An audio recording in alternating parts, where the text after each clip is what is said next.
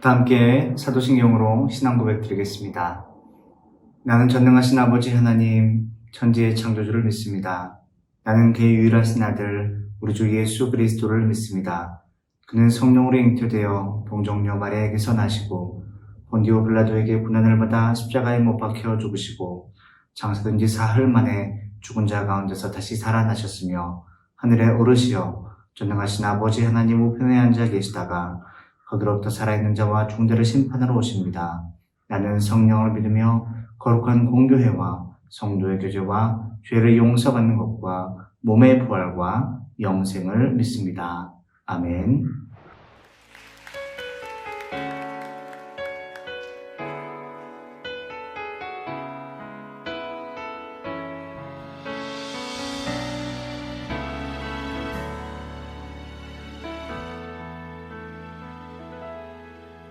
전능하신 나의 주 하나님은 알지 못하실 일 전혀 없네. 우리의 모든 간구도 우리의 모든 생각도 우리의 모든 꿈과 모든 소망도 진실하신 나의 주 하나님은 우리의 모든 괴로움 바꿀 수 있네. 불가능한 일 행하시고 죽은 자를 일으키시니 그를 이길 자 아무도 없네. 주의 말씀 의지하여 깊은 곳에 금을 던져 오늘 그가 놀라운 일을 이루시는 것 보라. 주의 말씀 의지하여 믿음으로 금을 던져 믿는 자에게 끊지 못하네. 우리 다시 한번 이 고백하며 나아갈 때 주님, 우리의 믿음의 눈을 들어 우리의 삶에 역사하시는 주님의 일하심을 보게 하여 주시옵소서. 내 삶의 문제나 내 상황이 아니라 내 삶 속에 일하시는 주님의 뜻과 계획하심 앞에 나의 시선과 나의 마음을 하나님 고정할 수 있도록 하나님 내 마음을 붙들어 주시옵소서. 우리 함께 믿음으로 고백하며 나아갈 때 우리 자매님들이 먼저 고백하며 나아갔으면 좋겠습니다. 전능하신 나의 주 하나님, 전능하신 나의 주 하나님은 능치 못하실 일 전혀 없네. 우리의 모든 간구도 우리의 모든 생각도 우리의 모든 꿈과 모든 소망 우리 형제님들 신실하신 나의 주 하나님은 우리의 모든 괴로움 바꿀 수 있네. 불가능한 일 행하시고 죽은 자를 일으키신 그를 이길 자 아무도. 우리 다 같이 주의 말씀 의지하여 깊은 곳에 금을 던져 오늘 그가 놀라운 일을 이루시는 것 보라. 주의 말씀 의지하여 믿음으로 금을 던져 믿는 자에게 주의 말씀 의지하여 주의 말씀 의지하여 깊은 곳에 금을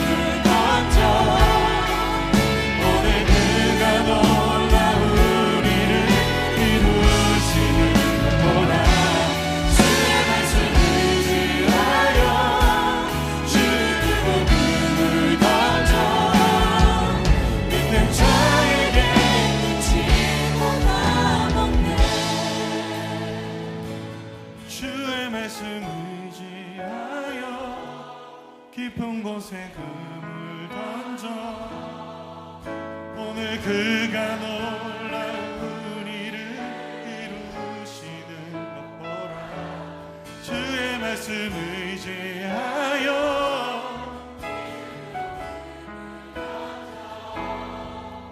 믿는 자에게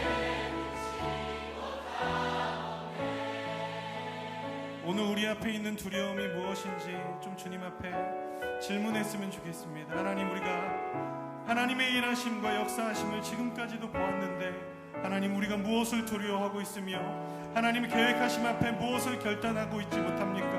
하나님, 우리의 마음의 눈을 열어 주님을 보게 하여 주시옵소서. 내 삶에 역사하셨던 주님을 하나님 오늘 다시 한번 볼 수 있도록 오늘 예배 가운데 은혜로 허락해달라고 우리 함께 기도하며 나아갔으면 좋겠습니다.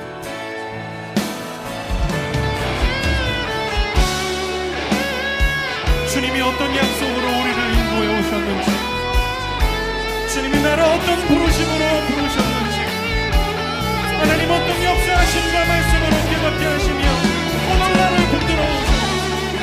하나님, 보이지 않는 환경과 나의 연약함 속에 하나님 주님이 일하시고 보게 하여 주시옵소서.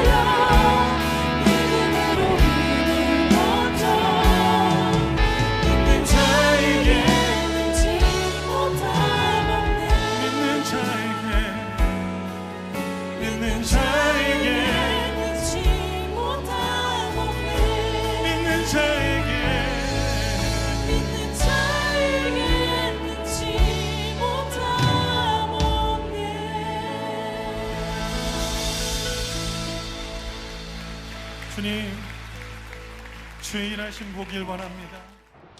이 시간 우리에게 주신 하나님의 말씀은 에스겔 43장 27절 말씀입니다.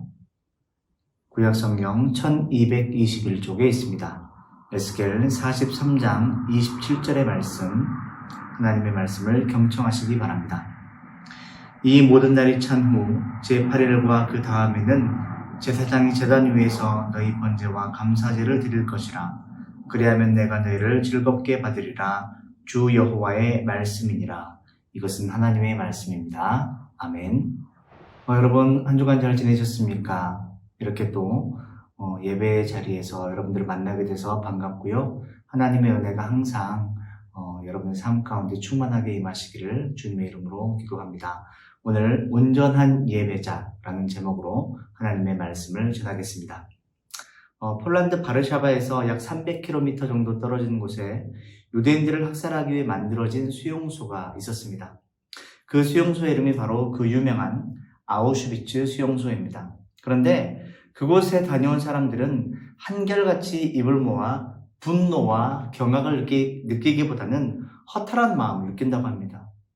그곳에 있는 가스실에 들어서면 현기증이 느껴질 정도라고 합니다. 왜냐하면 그곳에 서 있기만 해도 머리 위에서 독가스가 쏟아져 내릴 것 같은 그런 생각이 들기 때문이라는 것이죠. 그리고 그런 아우슈비츠 수용소에서 많은 생명이 죽어가는 가운데 유대인들이 눈물을 뿌리면서 외친 질문이 있었다고 합니다. 하나님은 지금 어디에 계십니까? 하나님께서 왜 이런 사건을 우리에게 허락하셨는지 모르겠습니다. 그런데 놀라운 것은 연합군이 이 수용소를 탈환하고 이 수용소의 벽을 감시하다가 한쪽 벽에 쓰여진 찬송가의 가사를 보았다고 합니다. 어느 그리스도인의 고백이었습니다. 그는 한쪽 벽에 자신의 신앙 고백을 기록해 놓았습니다. 그 크신 하나님의 사랑 말로 다 형용 못하네. 하나님의 사랑. 이 저주와 지옥 같은 수용소에서 하나님의 사랑을 썼다. 여러분, 그러나 또 다른 곳에서도 이런 글자가 선명하게 쓰여져 있었습니다. 하나님은 여기에 계십니다. 여러분, 여기서 우리는요, 가장 힘들고 어려운 상황 속에서도 정말로 절박하고 괴로운 상황 속에서도 여호와 하나님을 예배할 여유를 가져야 한다는 것을 알 수가 있습니다. 분명한 것은 아우슈비츠 수용소에서 이처럼 하나님의 사랑을 고백하고 하나님이 지금 여기 우리와 함께 하신다는 고백은 아무나 할 수 있는 고백이 아니라는 것이죠. 이는 분명 하나님의 임재하심을 경험하고 하나님의 은혜를 누리는 사람들이 할 수 있는 믿음의 고백이라는 것입니다. 그러므로 이들은요, 언제 어디에 있든지 어떠한 상황에 처해 있든지 하나님을 경배하고 하나님을 찬양하고 하나님을 찬미했던 예배자의 삶을 살 수 있었다는 것이죠. 오늘 본문 4절에서 5절의 말씀을 보면요, 여호와의 영광이 동문을 통하여 성전으로 들어가고 영이 나를 들어 안뜰로 들어가시기로 내가 보니 여호와의 영광이 성전에 가득하더라, 이렇게 말씀하고 있습니다. 에스겔서를 여러분 잘 살펴보면요, 9장에서 여호와의 영광이 예루살렘 성전 안으로 들어가기 위해 사용했던 문이 있었습니다. 그 문이 바로 성전 동문이었다고 기록하고 있죠. 또한 10장에서는요, 예루살렘 성전 문지방에 머물던 하나님의 영광이 성전 문지방을 떠나서 그룹들 위에 머물고 있던 곳도 바로 동문이었다고 말씀하고 있습니다. 뿐만 아니라 11장의 말씀 보면요, 하나님께서 하나님의 영으로 에스겔을 데리고 와서 이스라엘 백성들에 대한 심판과 회복에 대한 메시지를 선포하신 것도 바로 동문이었습니다. 그런데 하나님의 영광이 성전을 완전히 떠나던 장소도 동문이었음을 보게 되었다는 것이죠. 이처럼 동문은요, 누가 사용하시던 문이라는 것입니까? 바로 하나님께서 사용하시던 문이었다는 것입니다. 그런데 오늘 본문의 말씀을 보면 에스겔은요, 여호와의 영광이 떠나셨던 동문을 통해서 다시금 돌아오셨다, 이것을 우리에게 강조하고 있습니다. 곧 하나님의 임재가 일어나게 되었다는 것이죠. 우리는 이를 통해서요, 새 성전이 파괴된 예루살렘 성전의 회복을 의미한다는 것을 알 수가 있습니다. 그리고 이를 통해서 에스겔은 하나님께서 자기 백성에게 심판을 선포하시고 시행하신 이후에 다시 찾아오셔서 은혜의 회복을 선포하시는 하나님이심을 말씀하고 있다는 것이죠. 여기서 우리가 생각해 봐야 될 것이 있습니다. 아무리 훌륭하게 지어진 성전이라 할지라도 여호와의 영광이 임할 때, 곧 하나님의 임재가 일어날 때 비로소 참된 성전의 역할을 감당하게 되는 것입니다. 그리고 바로 그때 그 안에서 거행될 제사 역시 의미 있는 제사가 되는 것입니다. 더욱이 새 성전에 여호와의 영광이 충만하게 임했다는 것은요, 과거 성전을 떠났던 여호와의 영광의 회복이라는 측면에서 새 성전의 완전한 완성이라는 의미를 우리에게 보여주는 것입니다. 여러분, 예배당도 마찬가지입니다. 아무리 훌륭한 예배당을 지었다 할지라도 하나님의 임재가 없다면 그 안에서 우리가 무엇을 하든지 간에 아무 의미 없는 일이 되는 것입니다. 우리 역시 마찬가지죠. 우리가 죄인 되었을 때 회복이 일어나고 참된 예배자로 서기 위해서는 반드시 우리가 경험해야 될 것이 바로 하나님의 임재라는 말씀입니다. 그런데 여러분, 여기에 반드시 따라야 할 것이 있습니다. 그것이 무엇입니까? 바로 거룩한 삶이라는 것입니다. 본문 7절에서 9절의 말씀을 보면 그가 내게 이르시되 인자야, 이는 내 보좌의 처소, 내 발을 두는 처소, 내가 이스라엘 족속 가운데 영원히 있을 곳이라. 이스라엘 족속 곧 그들과 그들의 왕들이 음행하며 그 죽은 왕들의 시체로 다시는 내 거룩한 이름을 더럽히지 아니하리라. 그들이 그 문지방을 내 문지방 곁에 두며 그 문설주를 내 문설주 곁에 두어서 그들과 나 사이에 겨우 한 담이 막히게 하였고 또 그 행하는 가증한 일로 내 거룩한 이름을 더럽혔으므로 내가 노하여 멸망시켰거니와 이제는 그들이 그 음란과 그 왕들의 시체를 내게서 멀리 제거하여 버려야 할 것이라. 그리하면 내가 그들 가운데 영원히 살리라. 이렇게 말씀하고 있습니다. 그렇습니다. 하나님께서 이스라엘 백성들에게 요구하신 것이 바로 거룩한 삶이었습니다. 십계명의 제3계명을 보면 너는 내 하나님 여호와의 이름을 망령되이 부르지 말라. 이렇게 말씀하고 있는 것을 봅니다.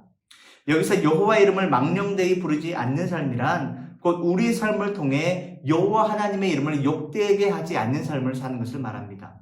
그러나 우리가 하나님의 백성이라 하면서 거룩한 삶을 살지 못하고 하나님의 말씀에서 자꾸 벗어난 삶을 산다면 이를 통해 여호와 하나님의 이름이 더럽혀지고 여호와 하나님의 이름을 망령되이 부르는 자들이 될 수밖에 없다는 것입니다. 하나님께서는 이스라엘 백성들에게 그 행하는 가증한 일로 내 거룩한 이름을 더 이상 더럽혀 멸망당하지 말라고 말씀하십니다. 또한 그 음란을 제거하고 과거 음행을 저질렀던 왕들의 시체를 멀리 제하면 하나님께서 결코 그들을 떠나지 아니하시고 영원한 임재를 경험하게 하시겠다고 말씀하고 있습니다. 즉 하나님께서 새 성전과 함께 이스라엘 백성들에게 요구하신 삶의 모습이 바로 거룩한 삶이었다는 것이죠. 아무리 여러분 우리가 멋진 예배당을 꾸미고 아무리 멋진 형식과 모양으로 예배를 드린다고 할지라도 거룩한 삶이 없으면 하나님께서는 그 예배를 받지 않으신다는 것을 우리는 기억해야 됩니다. 거룩한 삶이 없는 예배는 하나님의 임재를 경험하지 못하는 예배가 될 것이라는 말씀입니다. 그렇다면 여러분 거룩이라는 말의 뜻이 무엇입니까? 거룩이라는 말은요 구별되었다는 뜻입니다. 우리가 거룩한 삶을 산다는 것은요 세상과 구별된 삶을 산다는 것을 말합니다. 특히나 하나님께서 성경의 여러 본문을 통해서 하나님의 백성들이 거룩한 삶을 살아야 된다는 것을 굉장히 강조하고 있는 것을 보게 됩니다. 즉 세상과 구별된 삶을 살아야 된다는 것을 강조하셨다는 것입니다. 자, 에베소서 5장 3절의 말씀을 보면 음행과 온갖 더러운 것과 탐욕은 너희 중에서 그 이름이라도 부르지 말라. 이는 성도의 마땅한 바니라. 이렇게 말씀합니다. 야고보서 1장 27절의 말씀을 보면 하나님 아버지 앞에서 정결하고 더러움이 없는 경건은 곧 고아와 과부를 그 환난 중에 돌아보고 또 자기를 지켜 세 속에 물들지 아니하는 이것이니라 하고 말씀하고 있습니다.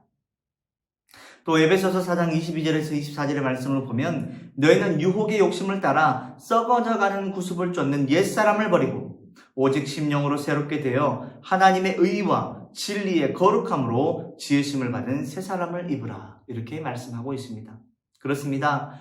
이러한 말씀처럼 우리는 세상과 구별된 거룩한 삶을 살아야 하는 것입니다. 세상 사람들이 모두 나쁜 일을 한다고 해서요, 나도 나쁘게 살아야지 그런 생각을 해서는 안 된다는 것입니다. 세상 사람들이 모두 더러운 일을 행하며 악을 저지른다고 해도 우리는 그 길을 따라가서는 절대로 안 된다는 말씀이지요. 이처럼 세상 사람들이 모두 하나님과 반대되는 길을 간다 할지라도 나는 하나님의 길을 따라가는 것, 그것이 바로 거룩한 삶의 모양이라는 것입니다.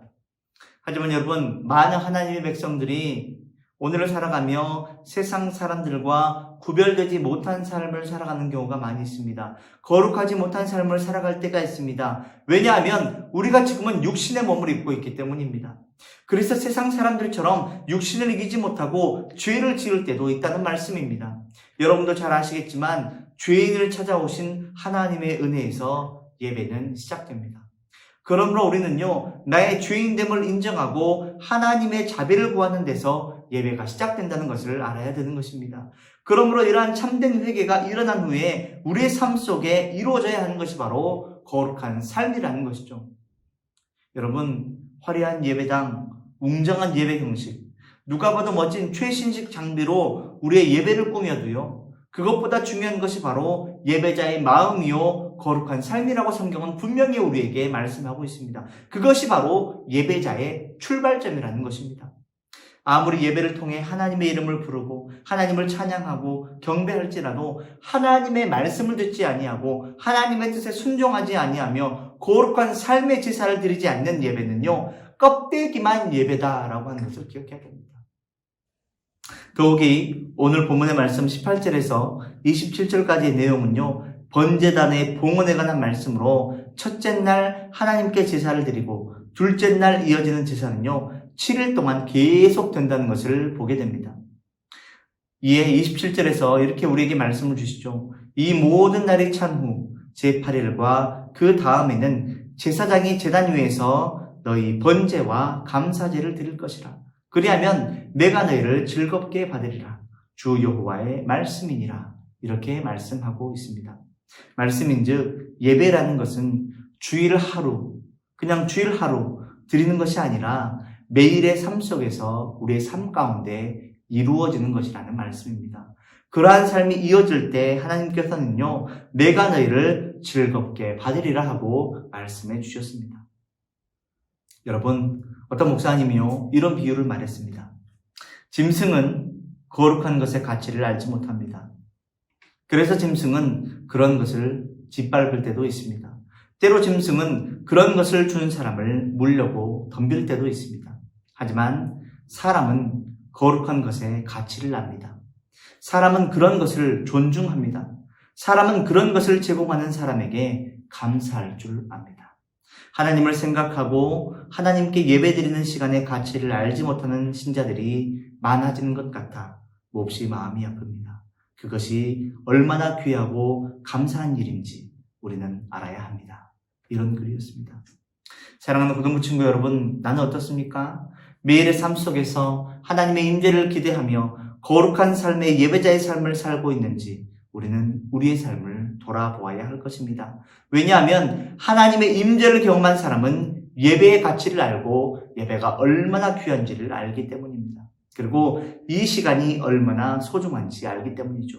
그러므로 사랑하는 고등부 친구 여러분, 매일매일 하루하루 거룩한 삶의 예배자로서 하나님의 임재를 사모하며 하나님의 말씀에 순종하는 삶을 통해서 하나님의 특별한 은혜를 경험하고 온전한 예배자로 세움받을 수 있는 저와 여러분들이 되시기를 소망합니다. 그래서 이 시대에 하나님께서 찾으시는 예배자, 하나님의 뜻을 이루는 예배자, 하나님이 찾으시는 온전한 예배자의 삶을 살아갈 수 있는 저와 여러분들이 다 되시기를 주님의 이름으로 축복합니다.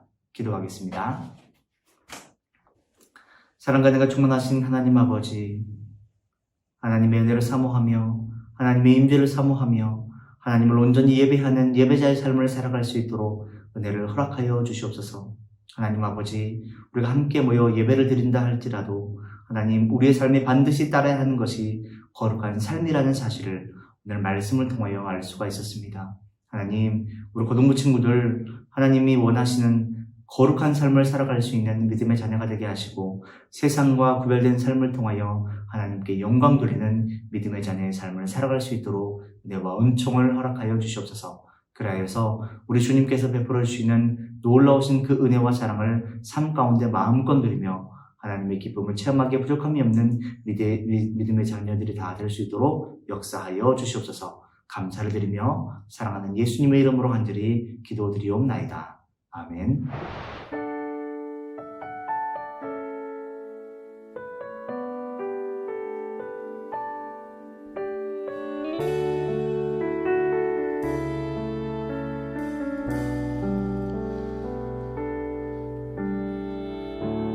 주를 위한 이곳에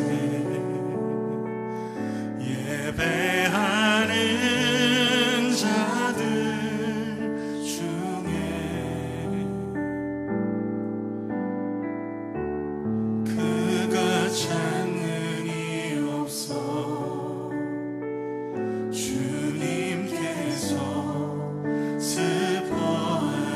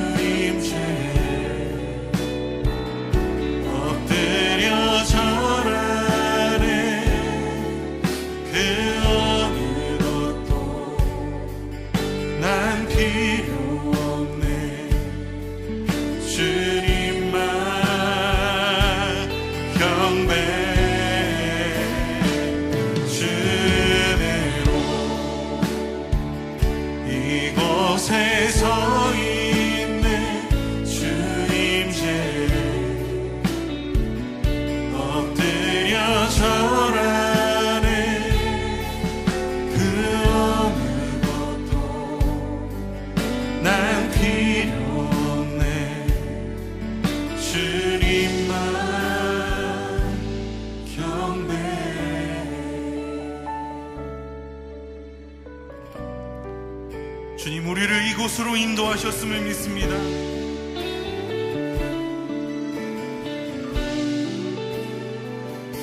주를 위한 이곳에, 주를 위한 이곳에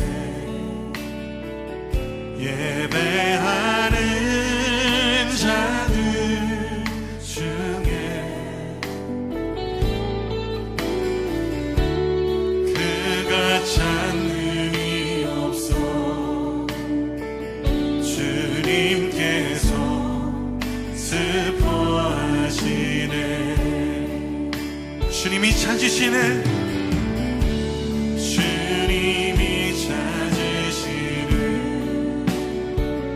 그 한 사람 그의 회자 내가 그 사람 되길 간절히 주께 예배하네. 주대로 이곳에 서 있네. 주임제에 엎드려 절하네. 그 어느 것도 난 필요 없네. 주님만 경배해. 주대로 이곳에 서 있네. 주님제에 내 삶의 주인 되신 주님, 나를 향한 주님의 선하신 뜻과 주님의 말씀 앞에 나아가길 원합니다. 주님, 오늘 우리 가운데 함께 하시며 인도하시옵소서. 우리 함께 기도하며 나갑시다.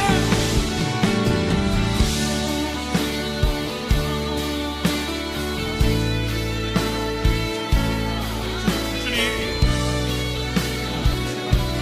내 삶의 주인 되신 나의 걸음을 인도하시는 주님, 다른 것들을 구하지 않겠습니다. 하나님, 다른 것을 구하지 않겠습니다.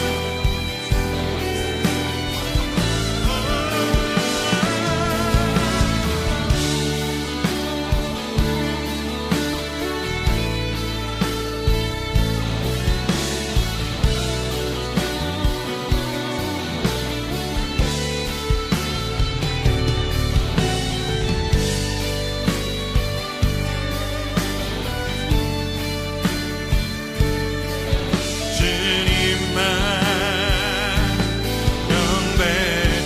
주대로 이곳에 서 있네. 주임제에 엎드려 절하네. 그 어느 것도 난 필요 없네. 주님만 경배해. 주대로 이곳에 서 있네. 주임제에 엎드려 절하네. 그 어느 것도 난 필요 없네. 주님만 경배해. 그 어느 것도 그 어느 것도 난 필요 없네. 주님만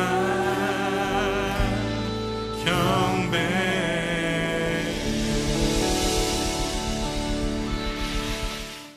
이제는 우리 주 예수 그리스도의 은혜와 하나님 아버지 극진하신 사랑하심과 성령님의 감동과 아마 위력을 통하심과 그 복 주시는 은혜의 역사가 거룩한 삶을 통해 온전한 예배자로 서며 하나님의 임재를 경험하기를 사모하며 나아가기를 다짐하고 결단하는 우리 고등부 친구들 머리머리 위에 우리 선생님들 위에 광주제일교회 모든 성도들의 거룩한 일상 속에 이제로부터 영원토록 함께 하시기를 간절히 축원하옵나이다. 아멘.